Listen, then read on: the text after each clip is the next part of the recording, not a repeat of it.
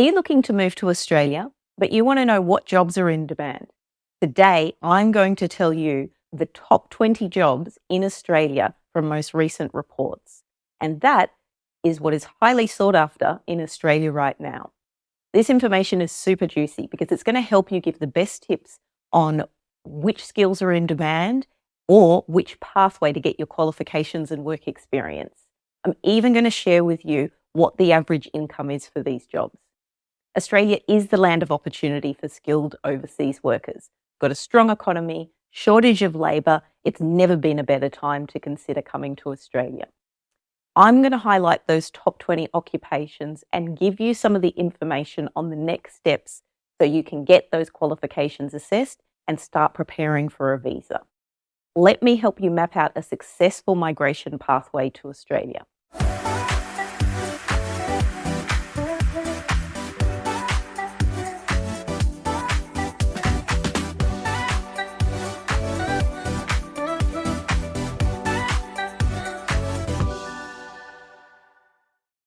Hi there, welcome to the 13th episode of Making Australian Migration Easy. I'm Rhea Fawole. I'm the host, CEO and founder of SOLVi Migration and a former immigration official from 12 years. Today, I'm going to map out for you the top 20 occupation where there's shortages and an opportunity to migrate to Australia. This information will give you the great prospects from healthcare to ICT, hospitality, and so much more. There are so many promising opportunities. I'm going to put my years of policy experience in Australian government to good use today to share with you how to create a solid immigration pathway. So sit back, relax, and see what the top 20 skill shortages are and learn how to turn these into a migration pathway. And of course, for our valued listeners, we'll be rewarding you with a little thank you towards the end with a bonus. So sit back, relax, and let me show you why coming to Australia is getting even better. So in last week's episodes, I had the pleasure of interviewing an amazing humanitarian nurse, Helen Zahos, where she shared her insights on a range of topics for registered nurses thinking about coming to Australia. She gave insights on the differences of working in the city, regional, or remote clinical settings, some of the benefits of agency nursing and the flexible lifestyle that she enjoys, and advice to nurses who are aspiring to come and work in Australia as well. Australia is experiencing a drastic skill shortages, but that means the land of opportunity is calling you.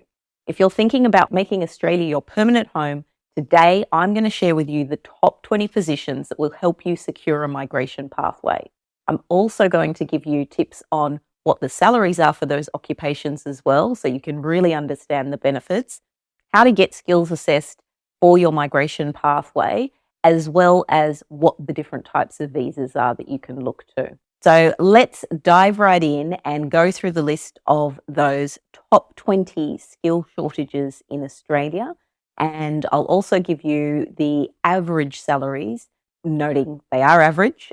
So you could expect to achieve something higher or in some cases a little bit lower, depending on where in Australia you are, and it will be, obviously, if you move to more regional or rural areas, the cost of living is going to be lower, so you'd take that into account as well, depending on your location in Australia. So number one on the list, and as I was saying last week, registered nurses. They are highly sought after, and it's only expected that the demand will grow. At the moment, the average salary is around 82,000. That would be sort of for a newer nurse, and then the salaries can increase from there. Number two on the list is software and application programmers. That demand is also growing as our IT infrastructure needs in Australia continue to be high in demand. And the average salary is around $110,000 per year. All of the prices that I'm giving right now, the average salaries are in Australian dollars, obviously being in Australia, just to inform your research. Number three on the list is aged and disabled carers. There's even a special labour agreement that's recently been introduced for them. Really good pathway to come to Australia. They attract an average salary of around $70,000 per year. Number 4 on the list is childcarers. Childcare is still quite an area of shortage in Australia, and childcare workers can expect to have a salary of around $70,000 per year. Number 5 on the list is construction managers. You may have heard me say in a couple of episodes before, there's a need for more infrastructure in Australia. There's also a housing shortage, which means people to manage those projects is definitely in need. A construction manager in Australia, the current average salary is around $140,000 per year. Number 6 on the list is motor mechanics. And depending on your skill level, most mechanics will attract a salary of around $76,000 per year. Number 7 on the list is retail managers. Australians love to shop. We are a consumer society like many places, but we have a shortage of skilled retail managers to come in and take those jobs forward and make sure that the operations can still be successful for retail venues. The average salary for this occupation is $86,000 per year. Of course, it will depend on the venue and location of that role. Number 6 on the list, as I've said before, we love good food here in Australia. One of the countries that just loves to eat out. So chefs is still on that skill shortage list all over Australia, and you can expect to attract a salary of around $70,000 per year at a base level, and salaries can go up from there. And then next we've got number 9, we are on to general medical practitioners. Something to note if you're listening in and you are a medical practitioner. Most of you, this is general, obviously, not advice, but you will need to be sponsored when you come into Australia, even if you are a specialist in your own country, because you will need to be supervised for a period as a general practitioner before you can get your accreditations and so on recognised for independent skill migration to Australia. And the average salary for a general medical practitioner is around $200,000 per annum currently. Number 10 on the list is metal fitters and machinists. So a very specialised area, but you are also highly sought after if you have those skills or you wish to come to Australia and study those skills. The average salary is around $70,000 per annum. With a number of these skilled areas that I mentioned where they might be working in mines, they can expect to attract substantially higher salaries. Number 11 on the list is ICT business and system analyst. Again, IT is a booming area in Australia, and you can expect in this occupation to attract an average salary of around $110,000 per year. Number 12 is civil engineering professionals. Again, with the infrastructure needs in Australia, their skills are highly sought after. The average salary sits at around $100,000 per year. Again, I have heard of much higher salaries if you're working in mining or other larger infrastructure projects. Number 13 on the list is electricians. They're also highly sought after, and at the moment, the average salary for an electrician is around $95,000 per year. Then we have pre-primary school educators. So these teachers for generally for young people who are 3 to 4 or 5, depending on which jurisdiction in Australia, before they enter what we call primary school education. Educators in this area, obviously you need to be an accredited teacher, and you can expect to attract an average salary of around $85,000 per year. Number 15 is contract, program, and project administrators. That's a bit of a mouthful. There is a high demand for this area, and that continues to grow as well. So another one to look out for. The average salary is reported at about $85,000 per year. Number 16 on the list Advertising and marketing professionals are also in demand, and they can expect to attract a salary of around $85,000 per year on average. Number 17 on the list, if you've listened into some of my previous episodes, particularly with healthcare, will come as no surprise. Physiotherapists. Australia has government funding to what is called the National Disability Insurance Scheme, as well as aged care. And so with those particular funding, it means that there is a higher demand for those services from qualified professionals to provide physiotherapy. The average salary is reported at $80,000 per year. Number 18, and as some of you may be familiar with this saying, but for the green thumbs out there, people who love the garden.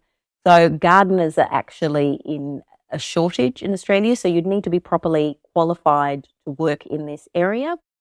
So qualifications and work experience, and you can expect to attract an average salary of around $55,000 per year, noting that the TISMET, as I talked about in previous episodes, has recently been increased from the 1st of July. To be sponsored on this pathway, you'd need to have a minimum salary of $70,000 per year. The only time that that would vary is if you're engaged under a labour agreement. They have concessions of 10%.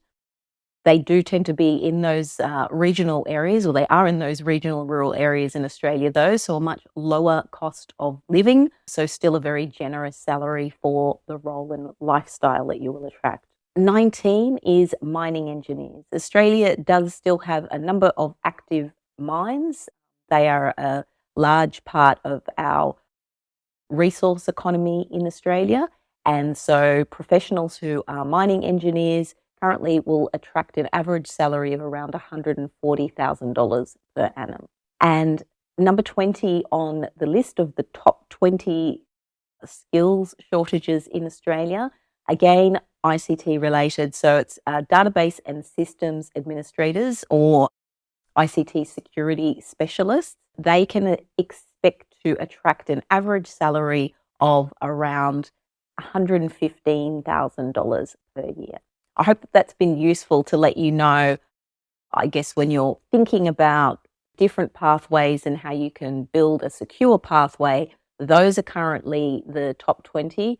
You'll note from previous episodes where I've sort of talked about the broad industries that all of those occupations do fit into those broad industries that I discussed, the longevity of skills being needed in Australia, all of them actually fit into that.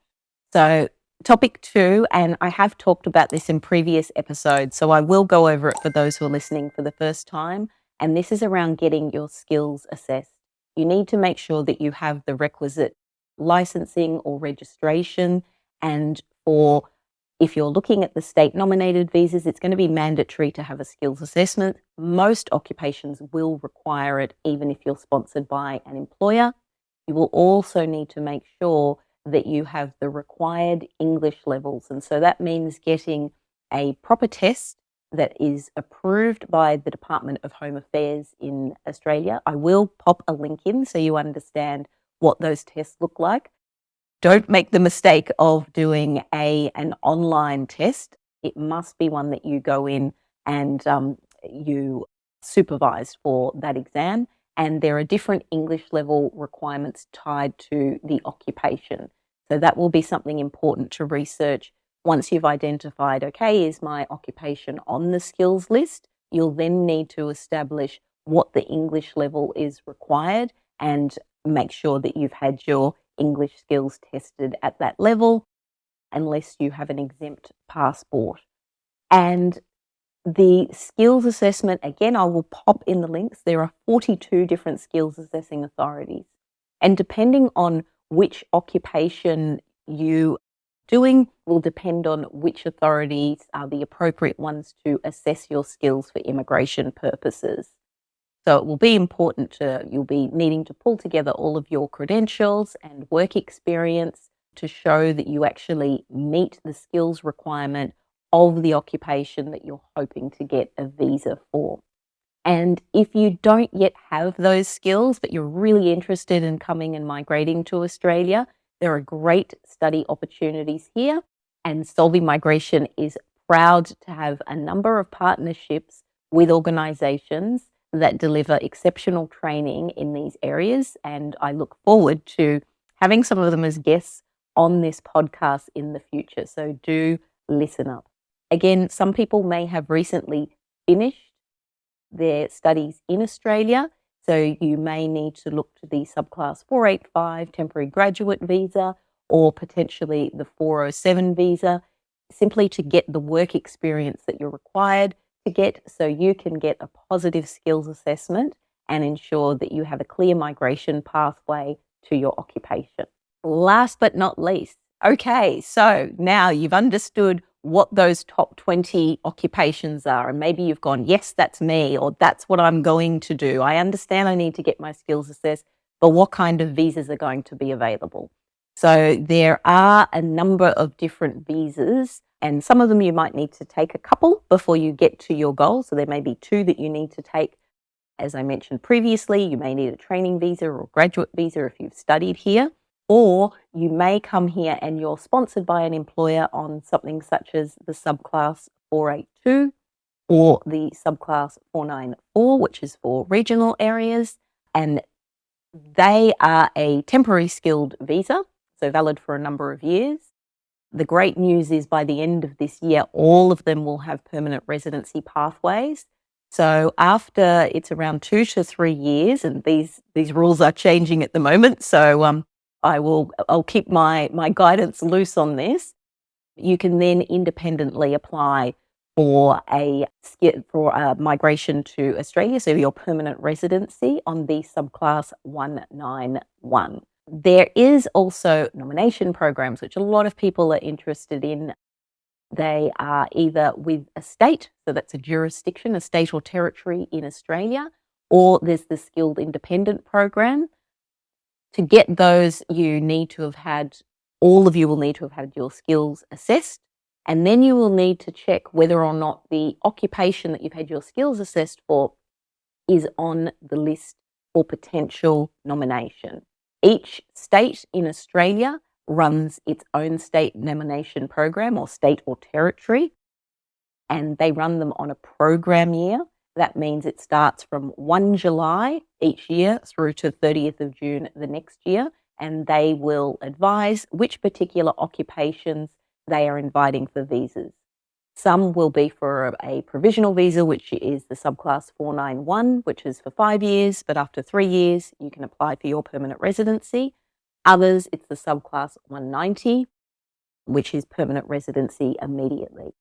The thing to check, though, is whether or not your occupation is going to attract one of those. So a lot of people want to just jump straight to permanent residency, but your occupation may not be on their list for that. So just something to be aware of. Then, of course, there is direct entry with the subclass 186, which would either you have been on a subclass 482 or previously the 457 visa, and then you are transitioning, or you may have an employer who wishes to sponsor you under that. That's a lot to take in. I know there's so many different pathways and options. Please don't be discouraged. Always just do your research and make sure you check in and get some professional advice to see that it applies to your circumstances specifically. There is detailed information available on the Department of Home Affairs website. But of course, I'm always going to say you really should engage with a registered migration agent or immigration lawyer, such as myself or my team members, to make sure that you have met the evidence requirements to give yourself the best chance of securing visa and the great lifestyle that we enjoy in Australia. So it is a good time because Australia does have this drastic skill shortage, and it does mean that land of opportunity is definitely calling for you. Do think about it, and I hope that those professions have been helpful in giving you some ideas about how you can create a really secure pathway to migrate to Australia. So today we talked about the top 20 skills to migrate to Australia with. And I also gave you a little bit of a rundown on what the average salaries are. Then we talked about the things you need to think about with getting your skills assessed and having registrations in order for the occupations. And then we went over at a high level what some of the visa pathways are to create your migration pathway to Australia. Thank you so much for joining me. Please do like, share, and subscribe, and feel free to drop in the comments anything else you would love me to have a chat about here. And of course, as a reward, the bonus that I love to give people, if you're ready to plan your migration pathway and you want to book a consultation and get some professional advice to make sure you're doing things the right way, please book a consultation with me and my team. Our web address is www.solvimigration.com.au. That's SOLVi migration.com.au. And right in the top, you can click to book a consultation. And when you go there, you'll fill in some information about your background and circumstances. We also appreciate having documents so that we can prepare for your consultation. So there's a place to upload those. When you go to pay for the consultation, here's the bonus. I'm going to give you $50 off that first consultation. All as you need to do is where it asks for the payment details, there is a redeem code to enter, and you are going to enter 50 off. That's 50OFF, and you will receive $50 off your first consultation. Thank you so much for joining me again, and I look forward to seeing you in the next episode.